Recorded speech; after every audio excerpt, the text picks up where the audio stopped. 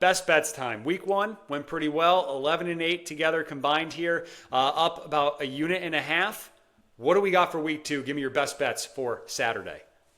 All right, best bets week 2. Here we go. We got to lead off the weekend.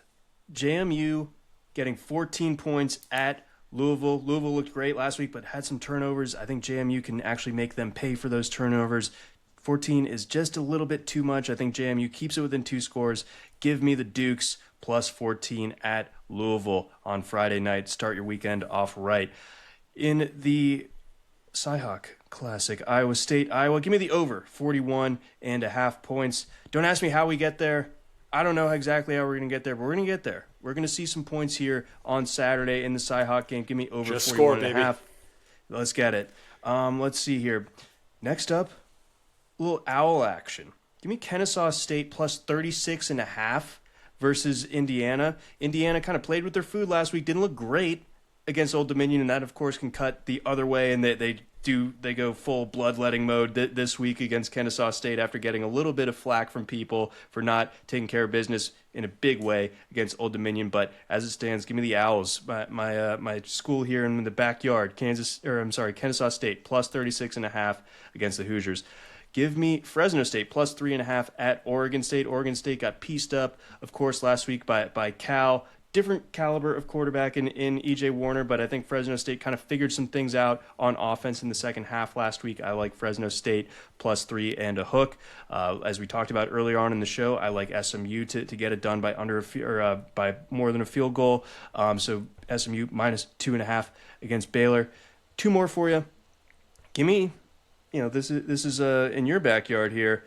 Give me Boston College money line against Michigan State. I find myself constantly being a Michigan State doubter. I like Dylan Lonergan. He's back at practice. Should be good to go. Lewis Bond, really fun receiver for them. Turbo Richard. I mean, how could you not love a running back named Turbo? I think that Boston College can go into East Lansing, get the win. Plus 165 is your number there, or your price there. And then lastly, give me the fighting Dan Mullins. Plus 3 at home against UCLA. UCLA is just not it. I root for Deshaun Foster, and I'm not like the biggest Nico hater. I know some people are. I don't know, man. It feels like this is not gonna work for the Bruins, and I think that the Nico thing reeks of desperation, and I think that this UNLV team, a little seasoned. They've already played 2 games this year. I think they're gonna be ready to rock. Give me the Rebs.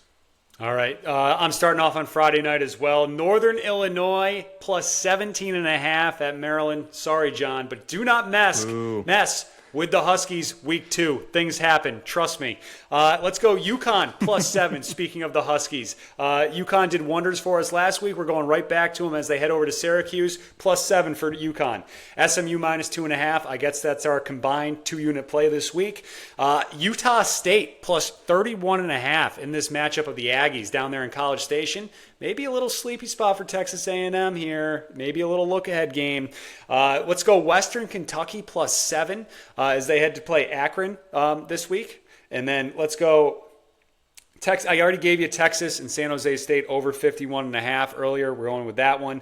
Army, Kansas State. Let's go over 46. I'm really concerned about this Kansas State defense and if they're going to be able to handle this Army rushing attack. So I think we get some points there in that one. Let's go Arizona State, Mississippi State under 59.5. This game might be a little bit more of a slog than some people are anticipating. And then finally, 2 more for you. We'll go Alabama, Louisiana Monroe over 50.5. I think Alabama's got to put up some style points on Saturday. And then finally, we'll go BYU and Stanford over 46.5. All right, so those are our bets for this. Those are our bets for this weekend. We got, I think, 17 of them in total. So hopefully we are profiting again. But anyways, John, before we wrap things up and fully close out here, I mentioned the USF and Florida game at the beginning. I also just mentioned Utah State and Texas A&M. I think this is a week where you can look ahead to week 3 and see, well, are any of these teams, any of these kids looking ahead for a week from now? I went with Utah State plus 31 in the hook because Texas A&M heads up to South Bend next week.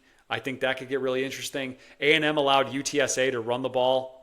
I think they ran for over 200 yards a week ago. So I don't think they're going to have an issue with just like bleeding clock to get out of this game. which means over 4 scores here might be a little bit too much for A&M to cover at home.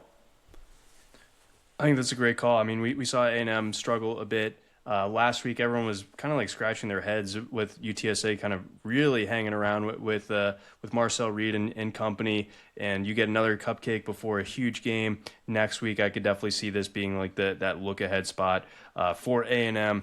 And like you said, you got more Aggies coming into town there. I don't know. Could be a little bit, not competitive necessarily, but certainly within that number. I like that call. All right, and then the other one there, any thoughts on that Florida and USF game? I know we kind of talked about it a little bit at the top, but 17.5, Florida, the Gators have to go to Baton Rouge and play in Death Valley next week. I don't know. If they're not fully buttoned up and ready to go here on Saturday, I think USF can hang around and make this one a sneaky fun one Saturday afternoon when you're flipping through between all the games. Yeah, I mean, we'll learn how for real the USF thing was, or if it was just like, wow, we really need to reframe what we think of Boise this year, because, I mean, they put it to Boise, but we'll see how much that means exactly. But I thought the defense looked tenacious for USF. Like they're gonna be firing off. They're gonna be flying to the ball, everything like that. I think Byron Brown, someone who kind of like to buy back in on post hype, had some real love for him going into like last season or 2 seasons ago. Didn't go quite as expected, but seems like it's clicking a little bit on that offense. It looked like they had some dudes. It looked like they had some actual speed as well. So it could be an uncomfortable Saturday in the Swamp, and not just for the weather.